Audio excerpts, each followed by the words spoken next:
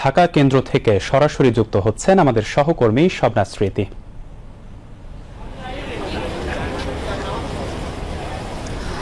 হামিম, আপনাকে ধন্যবাদ। আমি এখন অবস্থান করছি ঢাকা কেন্দ্রে এবং আপনাকে জানিয়ে রাখি নতুন করে চূড়ান্ত বাছাই পর্বের আজকে কিন্তু তৃতীয় দিন।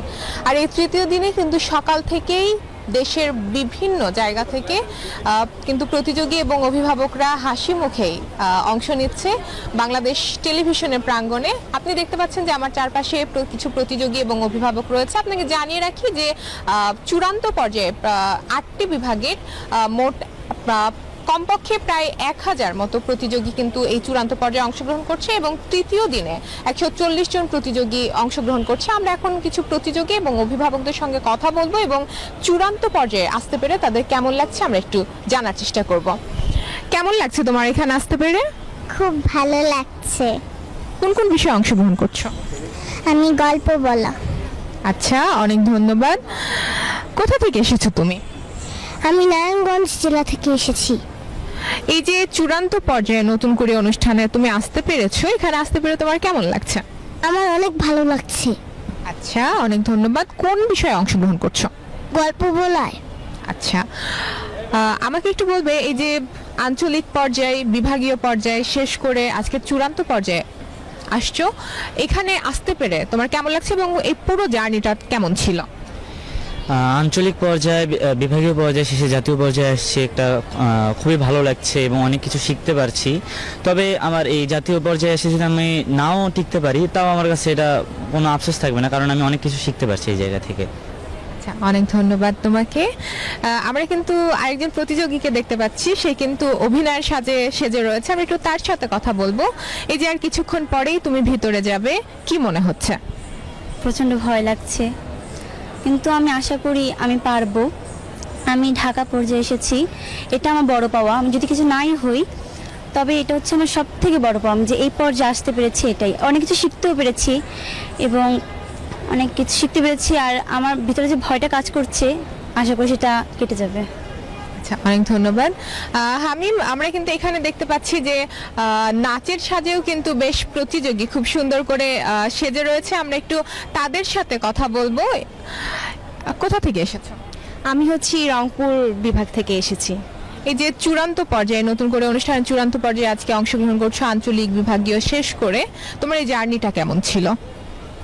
আর কি, আমার অনেক দিনের ইচ্ছা ছিল যে নতুন করির মতো এমন একটা প্রতিযোগিতায় আমি অংশগ্রহণ করতে পেরে আমি অনেক খুশি এবং ভালোই ছিল জার্নিটা।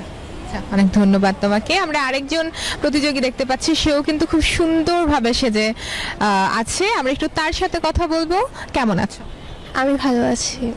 কোথা থেকে এসছো? আমি চট্টগ্রাম বিভাগ থেকে এসেছি। এই যে নতুন করিতে আজকে আসছো চূড়ান্ত বাছাই পর্বে, আর কিছুক্ষণ পরে ভিতরে যাবে, কি মনে হচ্ছে? একটু নার্ভাস লাগছে, বাট হয়তো আমার প্রতিযোগিতা বা আমার নাচটা ভালো হবে আশা করি। আচ্ছা, নাচ নিয়ে তোমার ভবিষ্যৎ পরিকল্পনাটা যদি আমাকে একটু বলতে। আমি নাচ নিয়ে ডিগ্রি নিতে চাই, বিদেশে যেতে চাই, নিজের দেশকে প্রেজেন্ট করতে চাই, নিজের নাচ দেখানোর মাধ্যমে সবার কাছে উপস্থাপন করার মাধ্যমে, এবং আমি শেষ পর্যন্ত আমার নাচ চালিয়ে যেতে চাই।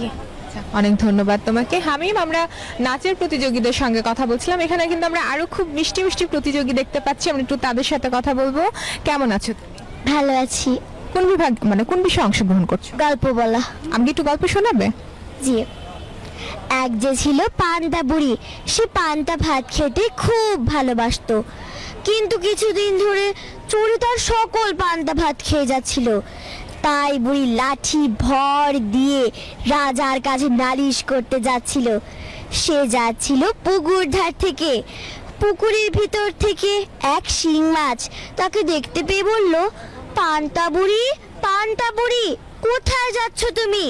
পান্তা বুড়ি বলল, চোরে আমার সকলে পান্তা ভাত খেয়ে যায়, তাই আমি রাজার কাছে নালিশ করতে যাচ্ছি। শিং মাছ বলল, ফিরে যাওয়ার সময় আমার। অনেক ধন্যবাদ তোমাকে। আমরা আরো কিছু প্রতিযোগীর সঙ্গে কথা বলবো। আমাকে একটু বলবে, এই যে তুমি অডিশন দিয়ে বের হলে, ভেতরের সবকিছু তোমার কেমন লেগেছে এবং বিচারকরা তোমাকে কি বলেছে? আমার তো অনেক ভালো লেগেছে, প্রথম আসছি তো খুব ভালো লেগেছে। ওনারাও ভালোই বলেছেন আমাকে। কোন বিষয়ে অংশগ্রহণ করেছো? লোকসঙ্গীতে। আচ্ছা, আমাকে একটু শোনাবে?